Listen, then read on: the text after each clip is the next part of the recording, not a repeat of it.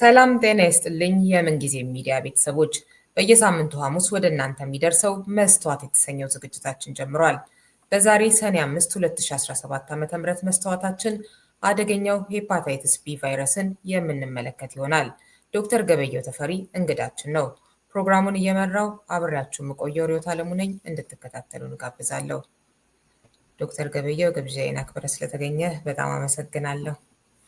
እኔም በጣም አመሰግናለሁ ለተሰጠኝ እድል። እሺ፣ መጀመሪያ እስኪ ስለ ሄፓታይተስ ቢ ምንነት ጥቂት ማብራሪያ ስጠን። እንግዲህ በግንቦት ወር ነው የሚከበረው። ያው ሰኔም ብንገባ ግንቦት አለ። በየአመቱ በዚህ ወር ስለ ሄፓታይተስ ቢ ግንዛቤ ይሰጣል። ሄፓታይተስ ቢ እንግዲህ ከጉበት ቫይረሶች አንዱ ነው። ሄፓታይተስ ጉበት ወይም የጉበት ቫይረሶች በእንግሊዝኛው አልፋቤት ከኤ እስከ ጂ ድረስ ይጠራሉ። አዲስ ደግሞ ቲቲ የሚባል አለ። ይሄኛው እንግዲህ ምንድነው በጣም የሚያስፈራው በስፋት በዓለም ላይ ከተሰራጩ ተላላፊ በሽታዎች በቁጥር በአንደኝነት ደረጃ የሚገኝ ነው። በተያያዙ ሰዎች ላይ ደግሞ ድምፅ ወይም ስሜትና ምልክት ሳይሰጥ ለብዙ ዓመታት በመቆየት በዝርዝር እናያለን በኋላ የጉበት ጥብሰት የሚባል ነገር ያስከትላል። ጉበቱ ጥብሰት ቢኖረውም ሳይታመም ምልክት ሳይሰጥ ይቆይና በመጨረሻ ግን መታመም ሲጀምሩ ጉበቱ የመጨረሻ ደረጃ ላይ ሊሆን ይችላል። ማለትም የጉበት ፌይለር የጉበት ድክመት ሊሆን ይችላል። በጣም የምንፈራው ይህም ቫይረስ ግን ጥብሰት ኖርም አልኖርም በቫይረሱ በጉበት ሴሎች ውስጥ በመገኘቱ ብቻ የጉበት ካንሰር ምክንያት ነው እና በጣም አደገኛ የሚያደርገውም እሱ ነው። ቫይረሱን ያላቸው ሰዎች ሳይታመሙ ግን ከየትም መጣ ሳይባል ጉበት ካንሰር ሊይዛቸው ይችላል። ለዛ ነው በጣም አደገኛ የሚሆነው። በምንድን ነው የሚከሰተው? መተላለፊያ መንገዶቹ? አዎ እንግዲህ መተላለፊያ መንገዶቹ ከኤች አይ ቪ ብዙም አይለይም። የመጀመሪያው አንዱ ምንድነው ነፍሰ ጡር ሴት ሄፓታይተስ ቢ ካላት ወደ ልጇ ሊተላለፍ ይችላል። በተለይም በወሊድ አካባቢ ደም ከልጁም ከእናትም በጣም ስለሚደባለቅ በዛ መንገድ ሊሄድ ይችላል።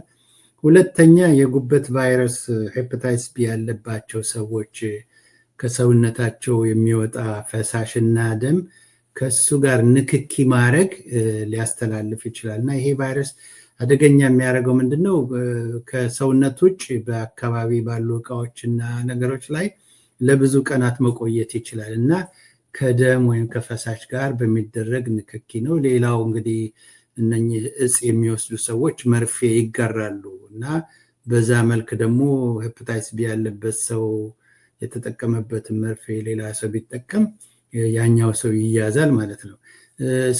ሌላው ምንድነው በግብረ ስጋ ግንኙነት እና በአብዛኛው ከአንድ ሰው ጋር ሳይሆን ከተለያዩ ሰዎች ጋር ግንኙነት የሚያደርጉ እንደገና ደግሞ ይከብደኛል ይህን ቃል መጠቀም ሴት አዳሪ የሚለውን ትክክለኛውን ታርምኛለሽ። ከነሱ ጋር ደግሞ ያልተጠበቀ የግብረ ስጋ ግንኙነት የሚያደርጉ ሰዎች። ሌላው ደግሞ እየጨመረ የመጣው በሚደረግ የግብረ ስጋ ግንኙነትም በዛ መልክም ይተላለፋል። እንግዲህ ዋናዎቹ መተላለፊያዎቹ እነዚህ ናቸው። ሆስፒታል ውስጥ ካልተጠነቀቅን ሄፓታይተስ ቢ ቫይረስ ያለበት ሰው ደም መርፌ ከነካም በኋላ በድንገት በአደጋ መልክ ወደኛ ወይ ወደ ሰራተኛው መርፌው ወይ ስለቱ ቢገባ ያም ሌላ አደጋ ነው። ግን ሕክምና ባለሙያዎች ለዚህ እንዲጠነቀቁ የሚደረጉ ነገሮች አሉ። እሺ፣ በወሲብ ንግድ የተሰማሩ የሚለውን አጠቃቀም ይመስለኛል አይደለ? ምልክቶቹስ ምንድን ናቸው? እንግዲህ ምልክቶቹ ምንድነው? መጀመሪያ አካባቢ ሲያዝ ሰው በእድሜ ይለያል። ልጆችና ወጣቶች ከሆኑ ብዙም ስሜት ላይ ይሰማቸው ይችላል። በእድሜ ከ50 ዓመት በላይ የሆኑ ሰዎች ግን ስሜት እና የበሽታ ምልክት ሊታይባቸው ይችላል። ለአንዳንዶቹም እስከ ህይወት መጥፋት ድረስ ሊደርስ ይችላል። እድሜ ትንሽ አስቸጋሪ ነው። በአጠቃላይ ስንናገር እድሜ የሰውነት የመከላከያ አቅም እየደከመበት የሚሄድበት ጊዜ ስለሆነ ለማንኛውም ተላላፊ በሽታ ጥቃት አደገኛ ወይም የማይሆን ውጤት ያስከትላል እና በዚህኛው በሄፓታይተስ ቢ እድሜ ስትል ምን ማለት ነው ካልሽኝ 50 ዓመት ጀምሮ ነው እንግዲህ እና ብዙ ሰው 50 ዓመት አካባቢ ነው ያለው። ብዙ ጊዜ ምንድነው የሆድ ህመም ስሜት አለ፣ በቀኝ በኩል ስላለ ጉበት ትንሽ ጉበቱ የማበጥ ምልክት ካለ ስሜት ካለው በዛ በኩል ህመም ሊኖር ይችላል። ማቅለሽለሽ፣ ማስታወክ ግን አይን ቢጫ መሆን ነው አንዱ። ሽንት ደግሞ ቀይ ሻይ መልክ ሊኖረው ይችላል። ግን ለተወሰነ ጊዜ ነው እሱ ይታይና ይጠፋል። እንግዲህ በአብዛኛው አሁን ምንድነው የተጋለጠው ሰው በሙሉ ሄፓታይተስ ቢ ይዞ አይቀርም። ከተጋለጡት ሰዎች መካከል 20% የሚሆነው ነው ቫይረሱን ይዞ የሚቀረው እና በ6 ወራት ውስጥ ይሄንን ቫይረስ ማጽዳት ካልቻለ አንድ ሰው ወደ ስር ሰደድነት ይሻገራል። ስር ሰደድ የምንለው ክሮኒክ ማለት ነው። ያው ሰውነት ውስጥ ይቀራል ማለት ነው። ወደ ስር ሰደድነት ይቀየራል። አብዛኛው ግን በራሱ በቫይረሱን ጠርጎ እንደውም ከዛ በላይ መከላከያ አንቲባዲ በሰውነቱ ሲፈጥርና ከዛ በኋላ ደግሞ ቢጋለጥ የማይያዝበት ሁኔታ ይመጣል እና ብዙ ጊዜ ምልክቱ ቀላል ነው፣ ግን በእድሜ የገፉ ሰዎች ላይ ሊከብድ ይችላል።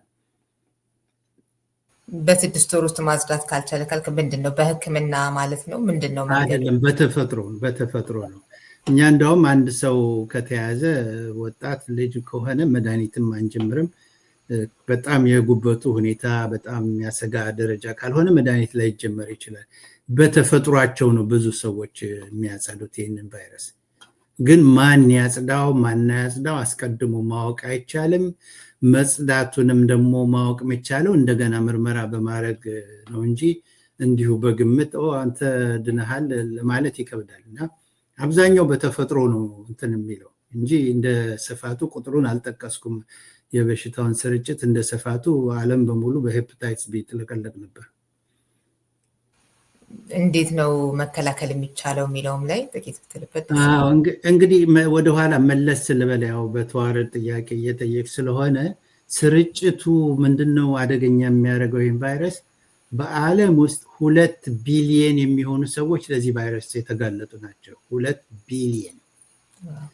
ከ2 ቢሊየን ውስጥ 252 ሚሊየን የሚሆኑ ሰዎች ቫይረሱ አለባቸው ነው የሚባለው። እግዚአብሔር ያሳይሽ። እንግዲህ 252 ሚሊዮን።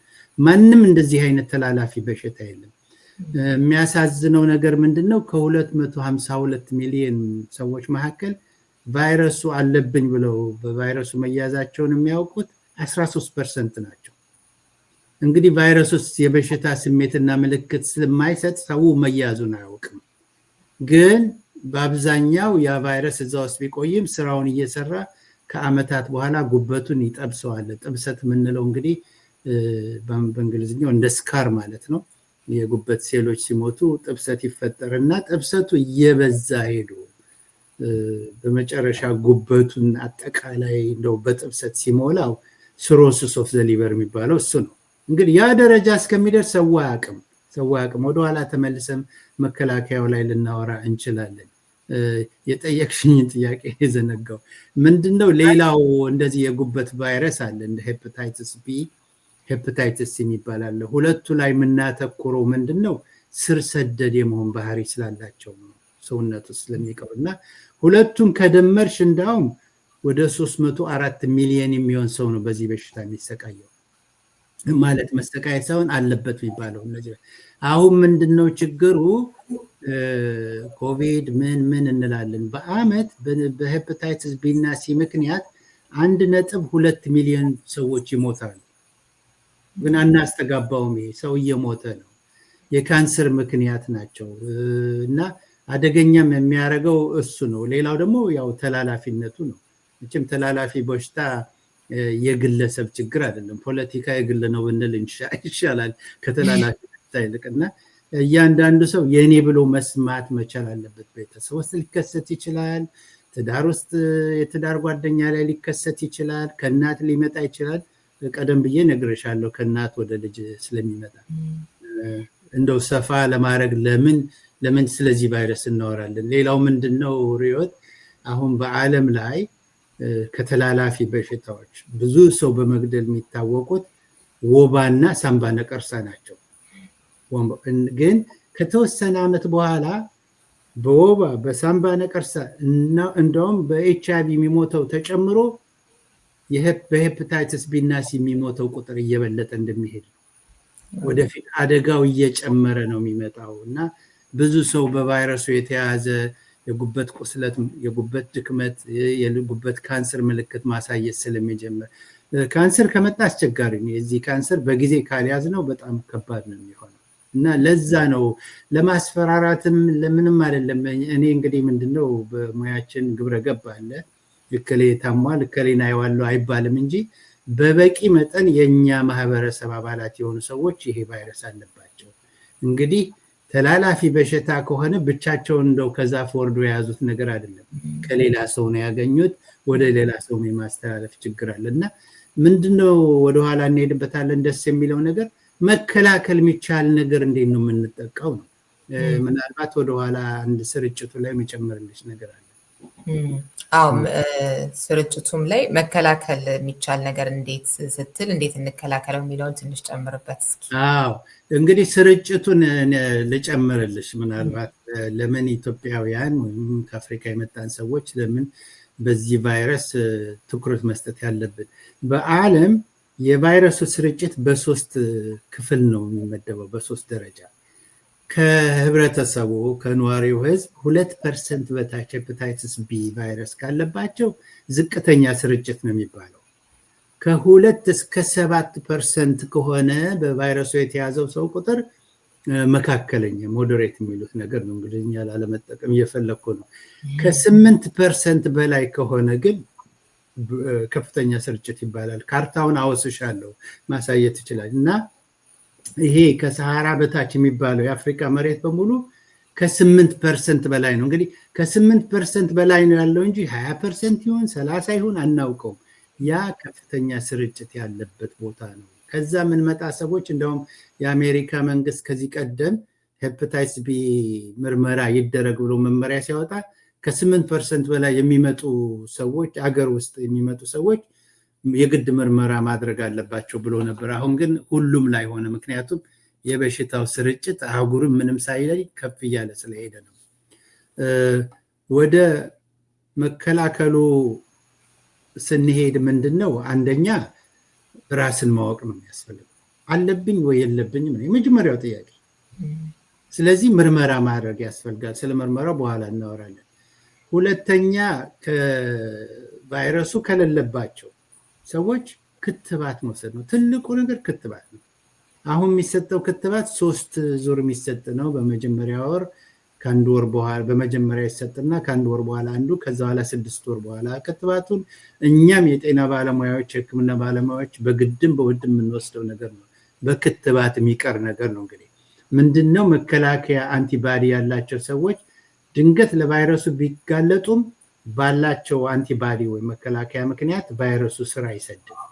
ሌላው ምንድነው በቫይረሱ ከተያዙ ሰዎች ቀደም ብዬ እንግዲህ መተላለፊያ መንገዶችን ጠቅሰን የለም ቫይረሱ ያለባቸው እንግዲህ ሰው ማን እንዳለው እንደሌለው ስለማይታወቅ ነው ችግሩ። ለማንኛውም አጠቃላይ ምክር ምንድነው ከህመምተኛ ወይም ከሌላ ሰው ደም ወይም ፈሳሽ ጋር ንክኪ ማድረግ ጥሩ አይደለም። በጥንቃቄ ፈሳሾችን መያዝ ያስፈልጋል። በተለይ ደም ካለ እንደውም ቅድም ያልጠቀስኩልሽ በቤት ውስጥ እቃ በመዋዋስ ሄፓታይተስ ቢ ቫይረስ ሊተላለፍ ይችላል። እንደ ጥርስ ብሩሽ አይነት ነገሮች፣ ፂም መላጫዎች፣ እንደውም ጉትቻም ጨምረውበታል። ጉትቻ የሚዋዋስ ከሆነ ክፍተት ስላለ ከእንደዚህ አይነት ነገሮች መጠበቅ መቻል አለብን። ያው እንግዲህ ዝሙትም ራሱ ለሄፓታይተስ ብቻ አይደለም ሌሎች በሽታዎችን ይዞ የሚመጣ ነገር ስለሆነ እሱም ላይ መጠንቀቅ አለብን። ያው የእጽ መርፌ መቼስ እኛ ሀገር ብዙ አይኖርም ልንል እንችላለን።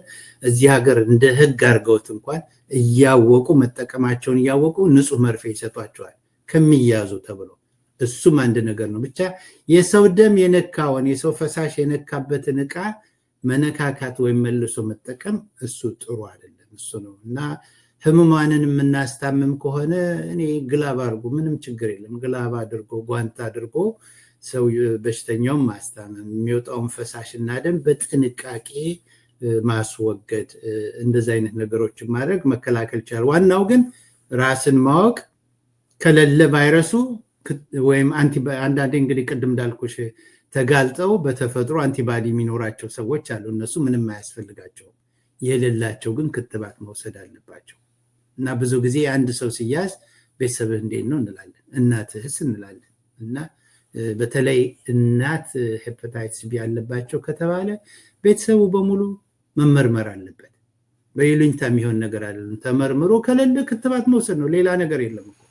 ካለም እናወራለን ስለ ሕክምናው። በዛው ወደ ሕክምናው ምርመራው እንሂድ እስኪ። እንግዲህ ምርመራው ምንድነው? እኔ በዝርዝር እንደዚህ አይነት መድረክ ላይ ይሄ ላቦራቶሪ ማለት ይከብዳል። ግን ሄፓታይትስ ቢ ምርመራ ትንሽ ውስብስብ ያለ ነው ለሐኪሞችም ቢሆን። አንድ ሰው ሄፓታይትስ ቢ አለብኝ የለብኝም ለማለት 3 አይነት የደም ምርመራዎች አሉ። እንግዲህ እሱን አውስሽና መለጠፍ ትችያለሽ። አንደኛው ሄፓታይትስ ቢ ሰርፌስ አንቲጂን የሚባል ነገር ነው። እሱ መኖር አለበት። ያ ማለት የቫይረሱ ፕሮቲን በደም ውስጥ እየተቸክ ሲደረግ ነው። እሱ ከሌለ በትኩስ ከተያዙ ሰዎች ውጭ በሽታው የለም ማለት እንችላለን። ከእሱ ጋር ተያይዞ ደግሞ ሄፓታይትስ ቢ ሰርፌስ አንቲባዲ የሚባል አለ። እሱ ምንድነው? በሽታው ለቫይረሱ ተጋልጠው መከላከያ በጁ ሰዎች ያ ነገር ፖዚቲቭ ይሆናል። በቫይረሱ የተያዙ ሰዎች ደግሞ አንቲባዲ ፖዚቲቭ አይሆንም። ኦልሬዲ ስር ሰዷል ማለት ነው። ሶስተኛው ምርመራ የደም ምርመራ ነው። ብዙ እንግዲህ ውስብስብ ነገር የሚያስነሳው እና እንደው ስሙን ጠቅሰዋለሁ። ሄፓታይትስ ቢ ኮር አንቲባዲ ይባላል። እሱ በ4 መንገድ ሊተረጎም ይችላል። በጣም አስቸጋሪ ነው። ግን እሱ ፖዚቲቭ ማለት አለ ከተባለ በእርግጥ ሰውየው ወይ ሴትዮዋ በቫይረሱ ተይዘው ለቋቸዋል ወይም አሁን ቫይረሱ አለ። አንዳንድ ጊዜ ደግሞ በትኩሱ የተያዙ አዲስ የተያዙ ሰዎች ሰርፌስ አንቲጅን የሚባለው ፖዚቲቭ እስከሚሆን ድረስ ይሄኛው ቴስት ይሆናል እና አንድ ሰው ሲመረመር ዶክተሩ ጋር ሄዶ እነዚህ 3 የደም ምርመራዎች መደረጋቸውን ማረጋገጥ አለበት። እኔ እንግዲህ ለወገኖች የምደብቀው ነገርም የለም። አንዳንድ ሐኪሞች 2ቱን ብቻ ሊያዙ ይችላሉ።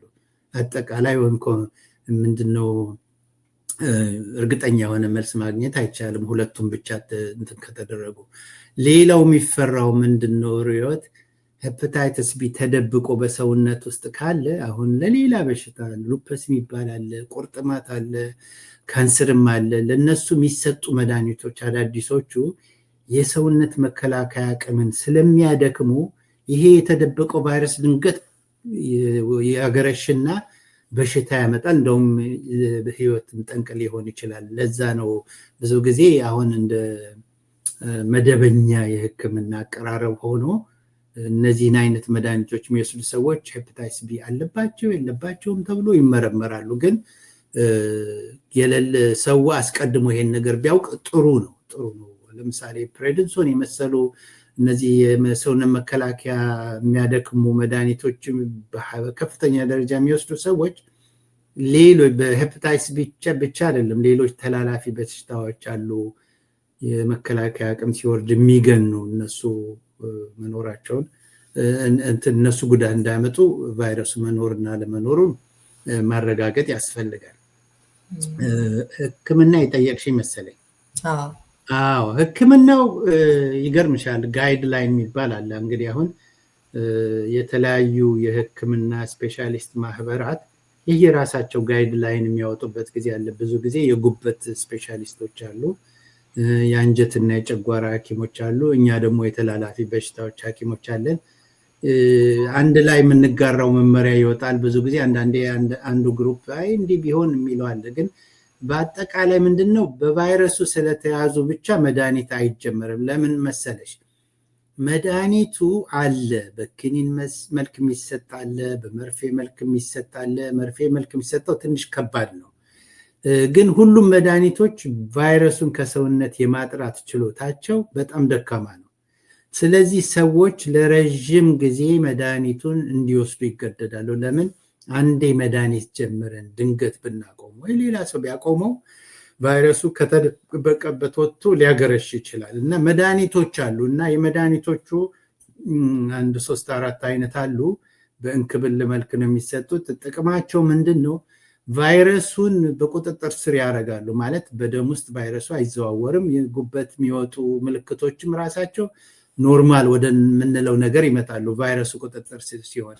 በዚህ ምክንያት በቫይረሱ ሊከሰቱ የሚችሉ እንደ ጉበት ጥብሰት፣ ጉበት ፌሊየር ወይም የጉበት ድክመትና ተጨማሪም የጉበት ካንሰር አደጋው በጣም እየወረደ ይሄዳል መድኃኒት ስለሚወስዱ እና መድኃኒቶች አሉ። ግን መቼ ነው መድኃኒት የምንሰጠው የሚለው ነገር እንደው ለዚህ መድረክም ትንሽ ኮምፕሊኬትድ ይሆናል ማለት የተወሳሰበ ይሆናል። ይቅርታ። መመሪያ አለ።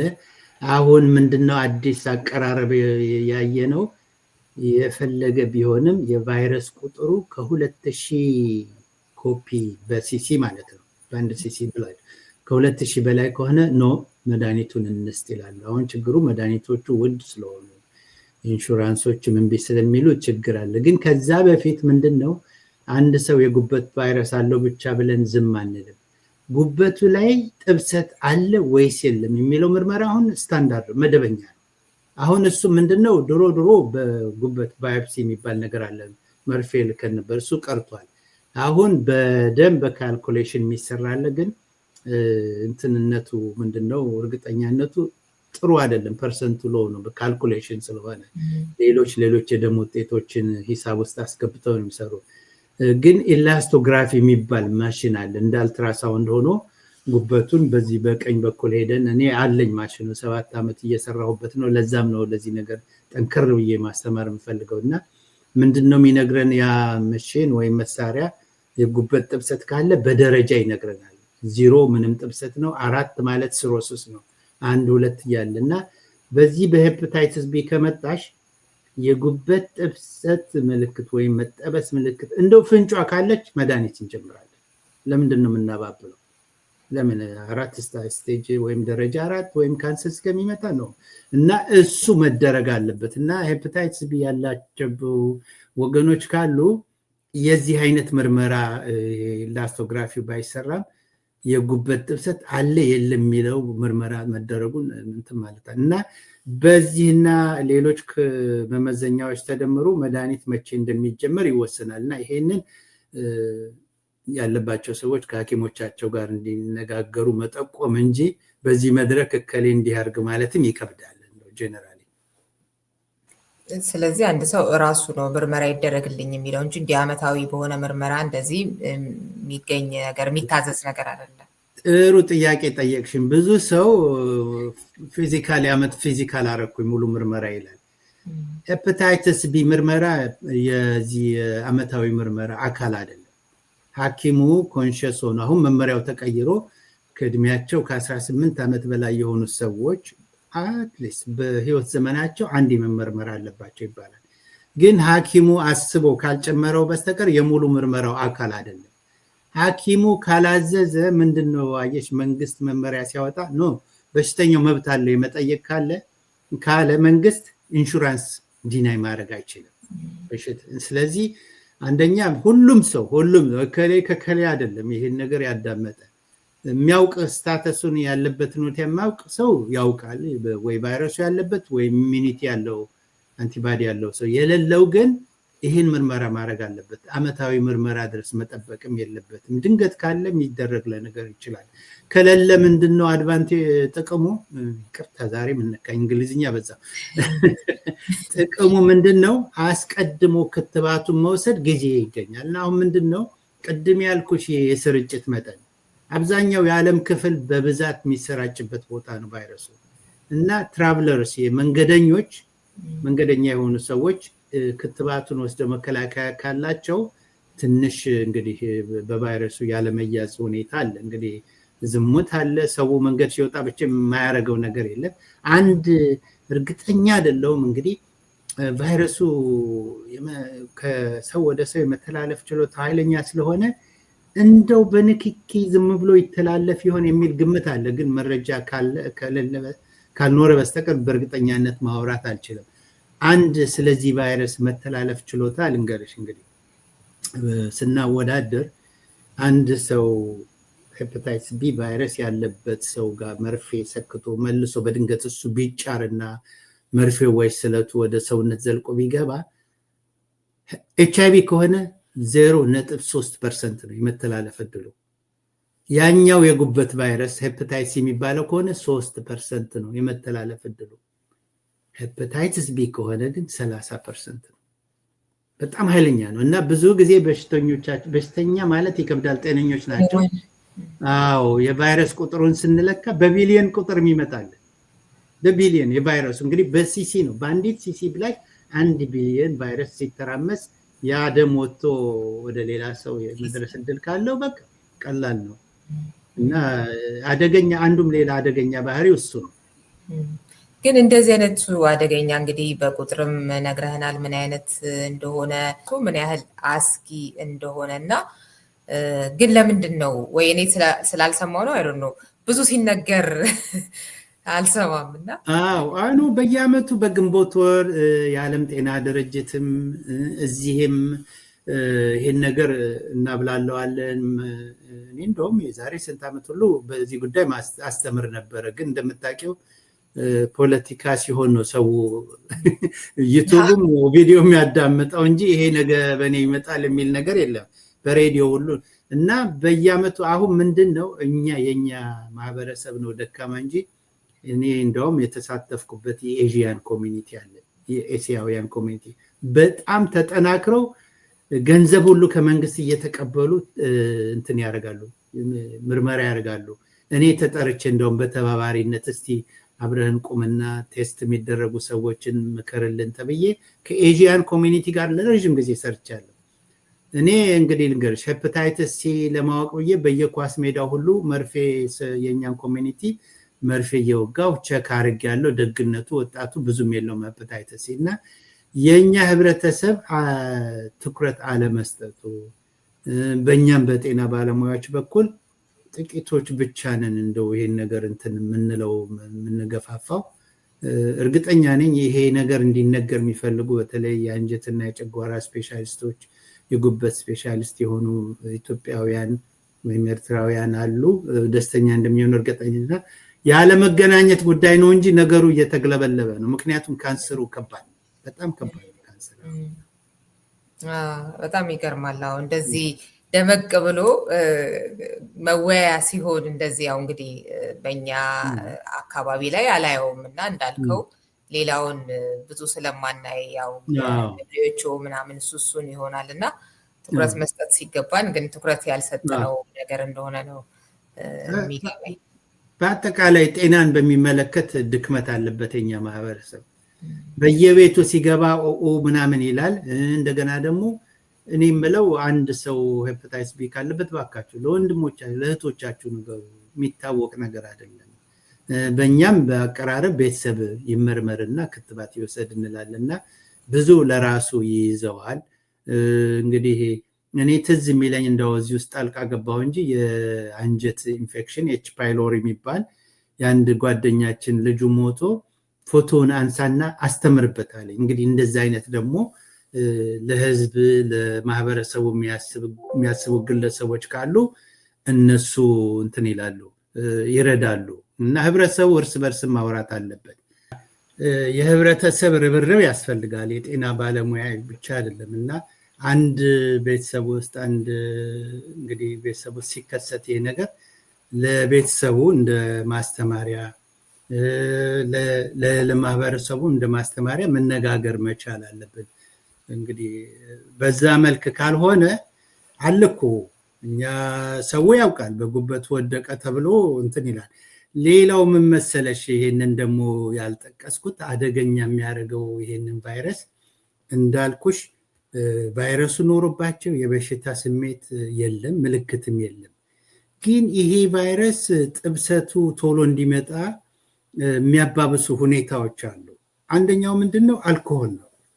ብዙ ሰዎች አልኮል ይጠጣሉ እንግዲህ እና አልኮል በራሱ ብቻውን ሲሮሲስ ኦፍ ዘ ሊቨር ወይም የጉበት ጥብሰት ያመጣል፣ ካንሰር ብዙ ባይሆንም እና ይሄንን የሄፓታይተስ ቢ ሁኔታ ሳያውቁ አልኮል መጠጣት ማዘውተር ጥሩ ላይሆን ይችላል ወይም ሊያባብሰው ይችላል። አንዱ ምክንያት እሱ ነው።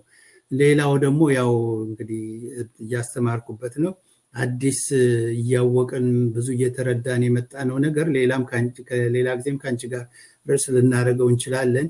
የጉበት ስባት የሚባል ነገር አለ። ከውፍረት ጋር ተያይዞ የሚመጣ ስባት ያለ ቦታው ጉበት ውስጥ በብዛት ከተከማቸ እንደ አልኮሆል እንደ ቫይረስ ቁስለት ያመጣል። እንደውም ከቁስለት አልፎ ጥብሰት ያመጣል፣ ካንሰርም ያመጣል እና በጉበት ስባት ምክንያት ብዙ ካንሰር እየታየም ነው እና እነዛ ነገሮችም ሁኔታ ስለሚያባብሱ አንድ ሰው ሄፓታይተስ ቢ አለብኝ ወይም የለብኝ ማለት አለበት። ምክንያቱም እንዳልኩሽ የመጣንበት አካባቢ ህብረተሰቡ በብዛት ያለው ስለሆነ የመጋለጥ እድላችን ከፍተኛ ነው እና እስካሁን ብዙም ባናወራ ግንቦት እየጠበቅን መቼም እንዳዋጅ መነጋገር እንችላለን።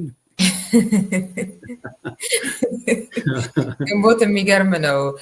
የአእምሮ ጤና ግንዛቤ ማስጨበጫ ወርም ነው። እሱንም ሳደርግ ነበር እና 1-3 ሳምንት ያህል ግንቦትን። ይሄኛውን ደግሞ አላውቅም ነበረ። በእርግጥ ቆንጆ ነው እንግዲህ ትንሽ ቀናት ቢያልፉም አይ ማስረዘም እንችላለን ግንቦትን፣ ግድ የለም።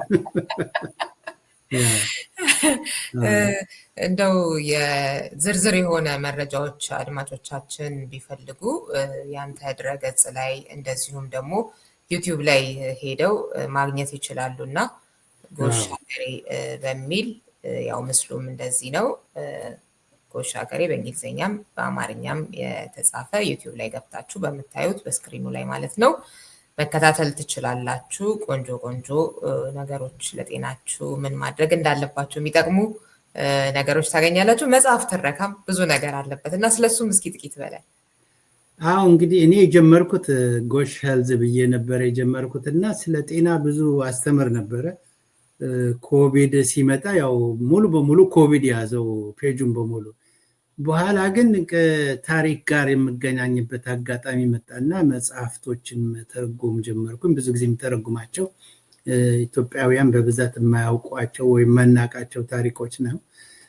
እነሱን እንግዲህ መጽሐፉ አለ ለማለት ነበረ እዛ ላይ ዌብሳይቱ ወይም ድረገጹ ላይ የምጠቀመው። ወደኋላ ግን በተለይ ሴቶች እህቶቻችን ወረቀት ገልጠው የማንበቢያ ጊዜ የላቸውም።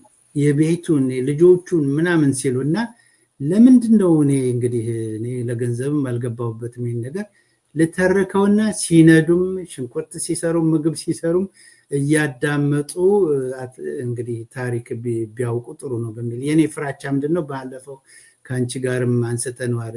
የሚቀጥለው ትውልድ ሌላ ሰው መጥቶ ስለ ኢትዮጵያዊነት እንዲነግረው ጥሩ አይደለም። ምክንያቱም ዝርዝር ባንገባም ኢትዮጵያ የሚባለውን የማይፈልግ ወገን ብዙ ነው ከአውሮፓውያን ጀምሮ እና ወላጅ ለልጁ ምንድነው የሚያስተምረው ራሱ ሳውቅ በሚል በዛ መልክ እንግዲህ 1-3-4 መጽሐፎች ተተርከዋል። ከዛ ውጭ ደግሞ ቅርስ ላይ ደግሞ ትኩረት በመስጠት እንደ ኩርዓተ ርዕሱ። ሌላው ባይገርምሽ እንደውም ቅርብ ጊዜ ሩዋንዳ ሄጄ ያየሁትን ነገር እንደው ባጭር በ30 ደቂቃ እንደው አጠራርግም እዛም አካፍያለሁ። እንደ ታሪክ ቆጥሬ ነው። ፖለቲካው መቼስ ሌላ ነገር ነው፣ ግን ብዙ ትምህርት የምናገኝበት ቦታ ነው ሩዋንዳ። በእውነት እኔ እንዳየሁት ከሆነ በጣም ተመስጬ ነው የመጣሁት። እነሱ አይነቶች ነገር እዛ ዌብሳይት ላይ ይለጠፋሉ እና አሁን ሄልዝ የሚለው ነገር ሰው የሚያባርር ሆኖ አየሁት። ሳይሆን ጤና ሲባል ሰው ይሸሻል ወይም እንደሚያውቀው ነገር ነው የሚያደርግና ግን የሀገር ጉዳይ ታሪክና ቅርስ ስለጨመርኩ ለምንድነው ሀገር የማልለው ብዬ ጎሽ ሀገሬ ባለፈው ነግሬሻለሁ። የአባቴ ፓርላማ ምልክትም ጎሽ ሀገሬ ነው የሚለውና ለሱም ስል ነው እንግዲህ እሱ በማስተማር በጣም የተዋጣልን ነበርና እንደው ሩቡን ያክል ማድረግ ብችል የአባቴን አደራ በሚል ጎሽ ሀገሬ ያልኩት እንደገና እና ይሄ ሄፓታይተስ ቢም በደንብ እዛ አስቀምጠነዋል። ሰው መከታተል ይችላል። ብዙ ጊዜ ምንድነው የኔ ተከታታዮች ራሳቸው አይተው ዝም ይላሉ መሰለኝ፣ ሼር ሲያደርጉ አላይም እና ብዙዎች ጋር መድረስ ያለበት መሰማት ያለበት ነገር ነው። የገባችሁ እዩ፣ ሼርም አድርጉ፣ ተጠቅሙበታላችሁ። ይሄ ቫይረሱ ግን በእርግጥ በጣም ወሳኝ ነው፣ በጣም ወሳኝ። እኛ እንግዲህ ምንድነው የኔ አይነቱ በአጋጣሚ ኢትዮጵያውያን ማህበረሰብን ሌሎችንም የማከም እድል የሌለው ሐኪም ብዙ ላያውቅ ይችላል። እኔ ግን ብዙ አይቻለሁ እና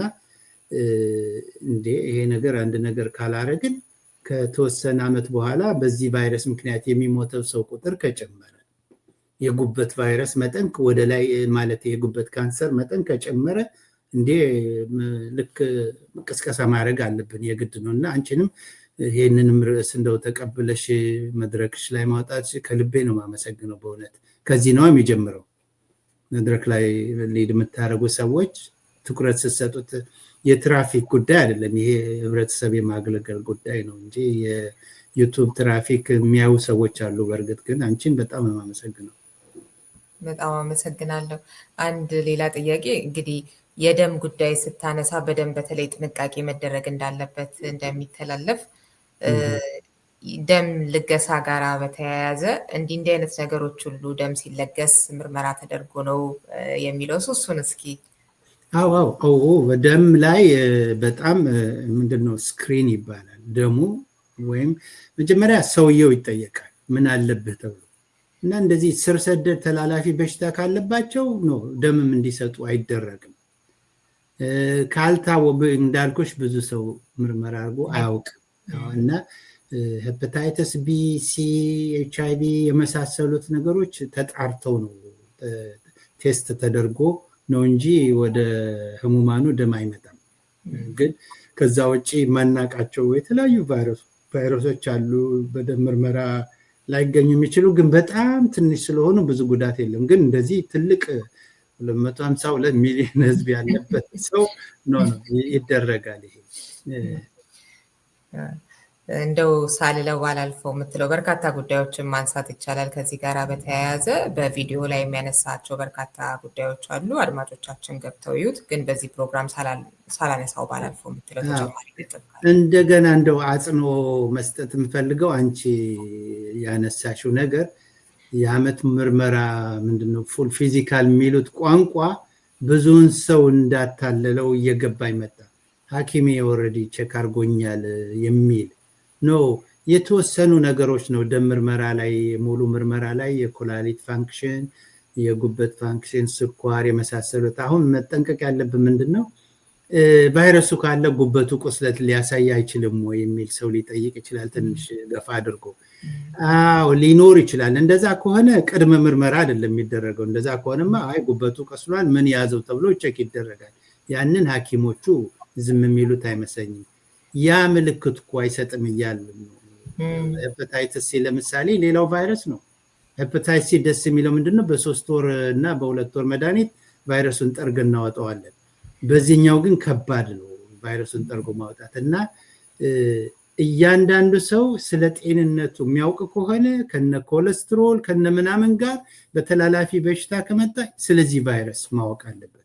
አለብኝ የለብኝም፣ ባለቤቱ ካለበት ባለቤቷ ካለበት፣ እናት ወይም ወንድም ካለ አንድ ቤተሰብ ውስጥ ከገባ ቤተሰብ በሙሉ እንደው እኛ እንትን ነው ምንድነው አንድ ቤተሰብ ሰው ሲመጣ ቫይረሱ ካለበት እሱም ሌላ ነገር ነው መናገር አለበት። ግን ቤተሰብ በሙሉ ተመርምሮ የሌለባቸው ሰዎች ክትባት እንዲወስዱ። ምክንያቱም ቅድም ነገርኩሽ ጉትቻ ሼር በማድረግ እኔም ራሴ ደንግጫለሁ። ፀጉር ቤት አሁን ፀጉር መቆረጡ ሳይሆን መላጨቱ ምንድነው በየፀጉር ቤቱ ሄዶ የሚላጨው ሰው ሄፓታይተስ ቢ ሊኖረው ላይኖረው ይችላል፣ ማን ያውቃል። እና ፀጉር ላጨው ዝም ብሎ ሁሉንም ነው የሚላጨውና በተመሳሳይ ብሌድ እንደዛ ካረገና ይሄ የሰው ፈሳሽና ደም ወደኛ ሰውነት የሚገባባቸው አይነት እንትኖች ብንተው ጥሩ ነው። አንዱ ትልቁ ነገር ይሄ ንቅሳት ቅድም ያልተከስኩልሽ እንደውም ረሳሁት ጊዜ ርስጥሽ ንቅሳት፣ ይሄ መበጣት፣ ሎቲ ማድረግ ምን ማድረጉ ሳይሆን ምናረግበት ቦታ ነው ወሳኝ። ምናረግበት ቦታ አሁን ይሄንን ሎቲ የሚሰካ ሰው ለእያንዳንዱ ሰው ፍሬሽ እቃ አውጥቶ ካልተጠቀመ አደጋለሁ። ምክንያቱም 252 ሚሊዮን ብለናል። ማን ይኑሮ አይኑሮ አናውቅም። ያለበት ሰውም እኮ አይናገርም። አንዳንድ ሄዶ ይሰራል እና እንደዚህ አይነት ቦታዎች በተለይ ለወጣቶቹ ያልጸዳ ቦታ መሄድ በትክክል የንቅሳት እንደው መርፌ ቀለሙን የሚቀይር ሰው ካላረግን በስተቀር ቀደም ብዬ የጠቀስኩት ቫይረሱ ትንሽ መልቲ ነው። ውጭ ለረጅም ጊዜ መቆየት ችሎታ አለው እና በዛ ምክንያት ኮንታሚኔትድ የምንለው የተለከፉ እቃዎች የተነካኩ እቃዎች ሊኖሩ ይችላሉ። እነሱን ይሄ ዝሙት በእርግጥ በጣም ከባድ ነገር እየሆነ ነው የመጣው። በዝሙት HIV ብቻ ነው የሚመስለው ሰው። ሄፓታይተስ ቢ ይተላለፋል፣ ሄፓታይተስ ሲም በተለየ መንገድ ይተላለፋል። እና ይሄ እንግዲህ ካንሰር የማቆይ ምንድነው ያልጠቀስኩልሽ፣ እንደውም ቅድም ያመለጠኝ አንድ ሰው የጉበት ጥብሰት ደረጃ ከደረሰ፣ ጉበቱ ሲሮሲስ ከደረሰ ወደ ጉበት መድከም በአመት 20% ነው በየአመቱ። እና በ5 አመት ውስጥ ጉበት ደክሞ ከጥቅም ውጭ ሊሆን ይችላል። አሁን ሰዎች የበሽታ ምልክት የጠየቅሽኝ አለ፣ ሲያዙ ቀለል ይላል።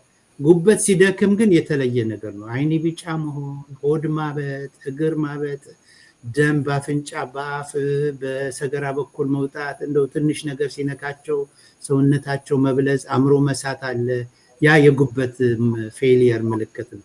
ካንሰር ሌላ ታሪክ ነው። ካንሰር ጉበቱ ሳይጠበስም ሊመጣ ይችላል። እና አንድ ሰው ደግሞ ሄፓታይተስ ቢ ቫይረስ አለበት ከተባለ የጉበት ካንሰር የመያዝ እድሉ ወይም የጉበት ካንሰር መነሳት እድሉ በየአመቱ ከ2 እስከ 3% ሊሆን ይችላል። እና ረጅም ጊዜ ከቆየ እንግዲህ ፐርሰንቱ እያደገ ይሄዳል። እና እኔም በጣም ምፈራውና ማከብረው ተላላፊ በሽታ ሄፓታይተስ ቢ ነው። ምክንያቱም ደህና ነህ ያልኩት ሰው ነገ ጧት ካንሰር ሊኖረው ይችላል። አሁን ትንሽ ላስፋ። አንድ ደግሞ ትልቅ ያልተናገርኩት ነገር ምንድነው፣ ጉበት ቫይረስ ካለባቸው የጉበት ጥብሰት አለ የለም የሚለውን ነገር መመርመር አለባቸው። ምክንያቱም ወሳኝ ነው መድኃኒት ለመጀመር ላለመጀመር። ግን የጉበት ቫይረስ ያለበት ሰው እንደ መደበኛ አቀራረብ፣ ህክምና አቀራረብ ለጉበት ካንሰር መመርመር አለበት።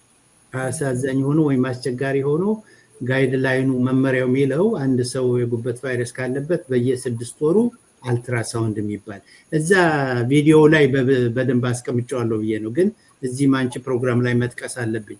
በየ6 ወሩ የጉበት አልትራሳውንድ።